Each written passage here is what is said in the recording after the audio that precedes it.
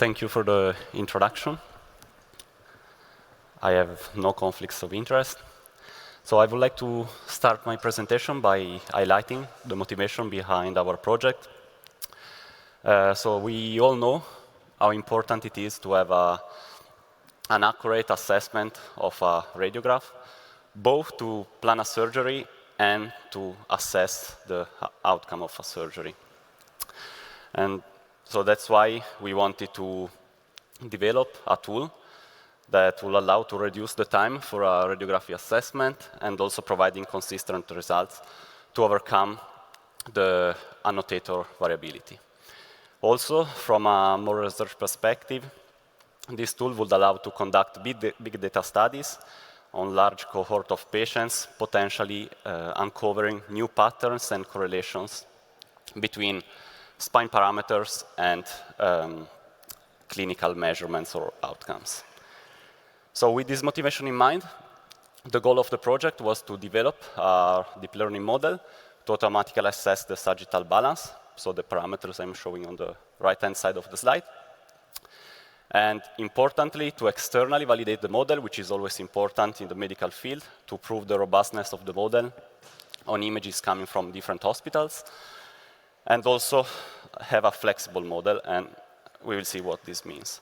So we believe that such a model would allow to help patient care and also our understanding of spinal health. We used a multi-centric dataset of more than 2,000 images from different hospitals that are part of the European Spine Study Group. 2 hospitals were used to train and internally validate the model, so basically to optimize the model parameters, and the other hospital was left out and used to externally validate the model. So this slide is just to give you a rough idea on how a deep learning model works. We have a lot of images. For each image, we have an annotation file, which is simply a text file, with in this case, with the x and y coordinates of all the landmarks we want to locate. And these two are the inputs of the model. So the model is fitted on them to match the annotation to the image. And once the model is trained, we can use a new image, compute the landmarks and the parameters. We use that technique called transfer learning because we didn't want to reinvent the wheel in the deep learning field.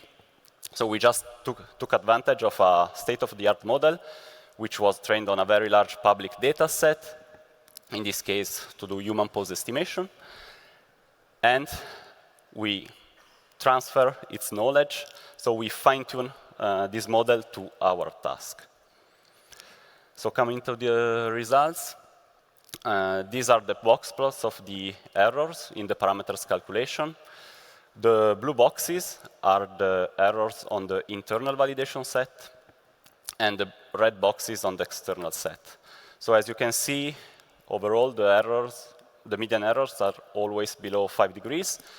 And most important is that the performance on the internal test set and the external validation set are comparable, which means that our model was able to generalize well on images coming from a different hospital. A similar slide, a comparison to other studies. So the blue and red dots are the median errors that we have just seen in the previous slide.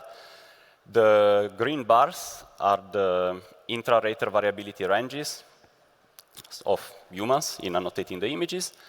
The purple bars are the inter-rater variability ranges, and the orange bars are other deep learning models, so the median errors of other deep learning models. These are more qualitative results. So I highlighted some errors because the model is not perfect, but overall we can see that the model was able to perform well on images with different brightness, different fields of view because we have both full trunk and full body images, and also in images containing instrumented spines. So to summarize, we have a high-performing and consistent model to quickly assess the sagittal balance. We externally validate the model, and we have also robust performance across diverse image appearances. Also, the model is flexible because we are not training the we didn't train the model to predict the parameters, but we trained the model to compute landmarks which means that we can use the landmarks to compute whatever parameters we want. We have some limitations, some missed vertebra, as we have seen. The ground truth was generated by a single annotator, and also the anatomical anomalies were not considered. For example, we didn't consider the sacralization of L5. So, to conclude, last but not least, I would like to thank you, the European Spine Study Group, and especially the annotators, and all my co-authors for the help in this study, and you for your attention.